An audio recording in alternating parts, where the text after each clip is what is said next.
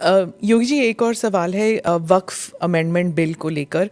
वो संसद में टेबल होने वाला है। हाँ। और आप आप क्या समझते हैं इसके बारे में? क्योंकि कुछ लोग मानते हैं, खासकर मैं फिर से ओवैसी साहब का ही नाम लूंगी, कि बीजेपी जो है वो इस बिल के नाम पर मस्जिदों पर कब्जा करना चाहती है, और भारत के मुसलमान जो हैं अब खतरे में है क्योंकि इबादत की जगह नहीं मिलेगी उन्हें।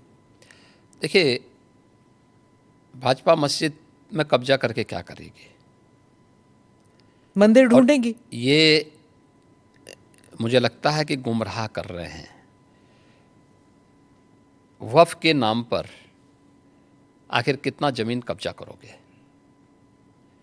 दूसरा, वक्फ के नाम पर एक भी कोई इन्होंने वेलफेयर का काम किया हो, एक भी नहीं आप गिना सकते। देखिए, वक्फ के नाम पे जो भी आता है उसने उस प्रॉपर्टी को अपने व्यक्तिगत स्वार्थ के लिए दुरुपयोग किया है, बेचा है, औने पौने दाम पे बेचा है। आज स्थिति क्या है?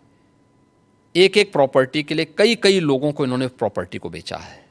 उससे विवाद हो रहे हैं, उससे तमाम प्रकार के संकट आने वाले समय में होंगे। जो बसे हैं उनके लिए भी और जिन लोगों ने पैसा दिया है उनके लिए भी, क्योंकि पूंजी उन सब की डूब जाएगी। तो ये तो इससे बड़ी बेवकूफ़ बनाने वाली कोई बात ही नहीं हो सकती है। दूसरा, इन्होंने कोई भी संपत्ति देखी, देखिए सरकारों पर यही एक दबाव बना करके ब्लैकमेलिंग ये लोग करते थे।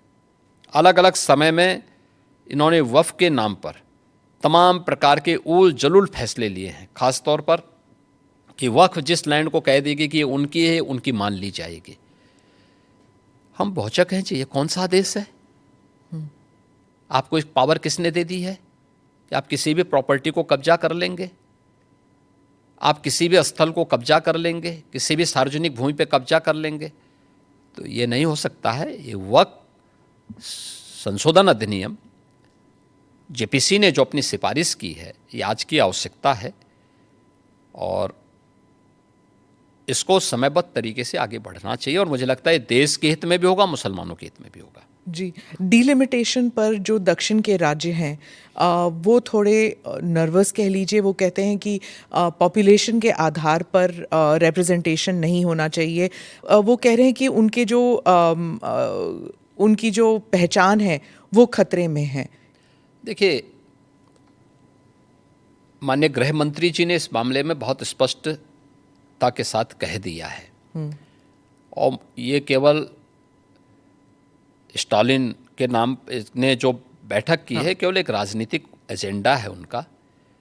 मुझे लगता है कि माननीय गृह मंत्री जी के वक्तव्य के बाद इस पर कोई भी प्रश्न नहीं खड़ा होना चाहिए। तमिलनाडु में ही हिंदी भाषा को लेकर काफ़ी विरोध हो रहा है। आप हिंदी बेल्ट के एक मुख्यमंत्री हैं, तो आप इस बारे में क्या सोचते हैं? देखिए, देश को भाषा के नाम पे या क्षेत्र के नाम पे नहीं बांटा जाना चाहिए। और हम आभारी हैं प्रधानमंत्री मोदी जी के, जिन्होंने वाराणसी में लगातार काशी तमिल संगमम की इस बार तीसरे संस्करण को भी यहाँ पे आयोजित करवाया। यानी एक तरफ काशी है और उत्तर प्रदेश है, जिसमें काशी तमिल संगमम का आयोजन हो रहा है। तमिल भारत की प्राचीनतम भाषाओं में से एक है और इसका इतिहास उतना ही पुराना है जितना संस्कृत का इतिहास है।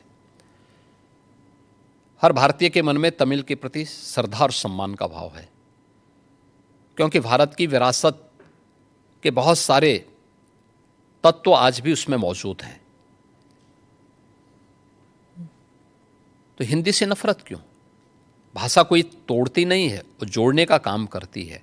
और त्रिभाषा सूत्र के माध्यम से तो हिंदी को राजभाषा की मान्यता देकर के हिंदी, इंग्लिश और स्थानीय भाषा, वो तमिल हो सकती है, मलयालम हो सकती है, कन्नड़ हो सकती है, तेलुगु हो सकती है, मराठी हो सकती है, बंगाली हो सकती है, असमी हो सकती है, उड़िया हो सकती है।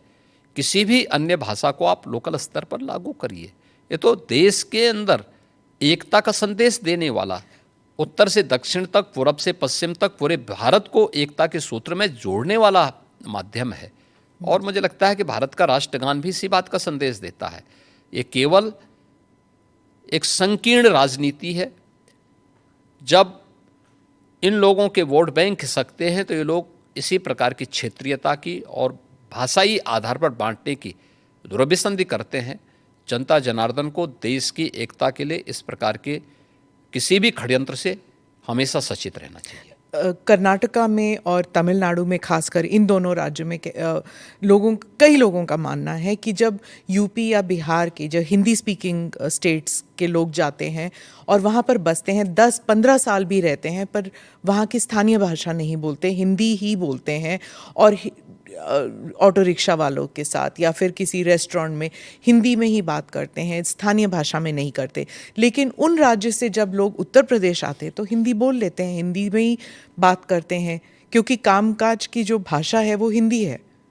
तो क्या समस्या आ रही? मैं कहता हूँ कि हमें हर भाषा को सीखना चाहिए। हम तो यहाँ उत्तर प्रदेश के विश्वविद्यालयों में तमिल भी पढ़ा रहे हैं, तेलुगु भी पढ़ा रहे हैं, कन्नड़ भी पढ़ा रहे हैं, मलयालम भी पढ़ा रहे हैं, और यही नहीं पढ़ा रहे हैं, हम लोग विदेशी भाषाओं को भी यहाँ पढ़ा रहे हैं यहाँ के विश्वविद्यालयों में।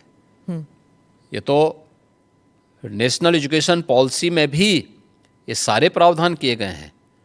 तो अगर हम यहाँ तमिल पढ़ा सकते हैं, तेलुगु पढ़ा सकते हैं, मलयालम और कन्नड़ पढ़ा सकते हैं, मराठी पढ़ा सकते हैं।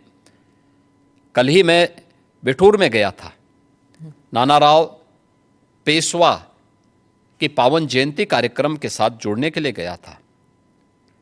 बिठूर महोत्सव के साथ हमने भारत के इस 1857 के प्रथम स्वतंत्र समर के इस महानायक के सम्मान के साथ बिठूर महोत्सव को जोड़ा था। नानाराव पेशवा के ही महल में बचपन में महारानी लक्ष्मीबाई ने तीरंदाजी भी सीखी थी, युद्ध कला सीखी थी, और वहीं से उन्होंने युद्ध के सारे गुण सीखने के बाद फिर 1857 में अंग्रेजों को परास्त किया था। अगर हम इन सभी भाषाओं को उत्तर प्रदेश के विश्वविद्यालयों में पढ़ा सकते हैं तो तमिलनाडु के विश्वविद्यालय में भी अगर हिंदी पढ़ा दी जाए, क्या बुरा है? मुझे लगता है कि हमें थोड़ा विराट स्वरूप रखना चाहिए देश के लिए। कुछ क्षण तो देश के लिए निकालो।